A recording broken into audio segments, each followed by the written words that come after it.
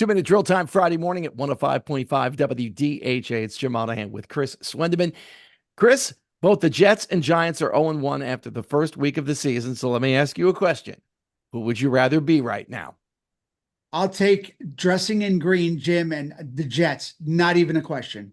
Robert Saleh said earlier this week that he'd rather be 0-1 than where they were last year at 1-0 with Rodgers out, obviously. I thought he looked a little rusty, but when he was on, boy, was he on.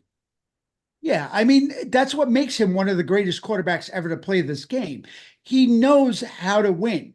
And he'll shake the rust off. And also, Jim, your first game back against one of the top defenses in the league the 49ers, and one of the top defensive players in the league, Nick Bosa.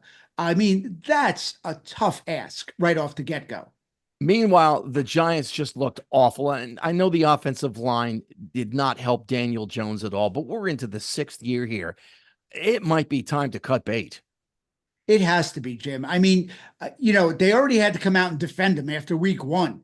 The coach's first press conference post, game one, and he's saying Daniel Jones is still our quarterback. If you have to do that after week one, therein lies your problem. I do think, though, that the fans overreacted, burning jerseys and the whole booing after the game of Jones as he was walking by me.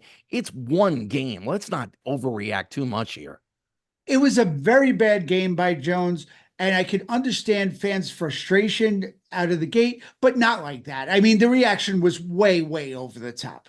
So we've got the Giants at the Commanders this weekend and the Jets at the Titans. We've got some good baseball as well with both teams, the Mets and Yankees, in pretty big series. Mets still fighting for a wild card spot. Phillies, they are trying to get the best record in the National League. They're already leading the National League East. And then they've got the Red Sox and Yankees in the Bronx. The Yankees trying to stave off the Orioles, and the Red Sox still clinging to whatever hope they have of a wild card spot. So a good weekend of baseball on hand.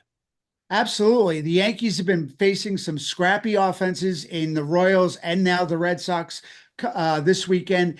And the Mets are, not an easy out. They have some good pitchers. Phillies are playing good ball. It's going to be a great weekend of baseball all around. And that's the 2-minute drill for another Friday morning here at 105.5 WDHA. Thanks, Chris. You got it, Jim. Enjoy the games this weekend.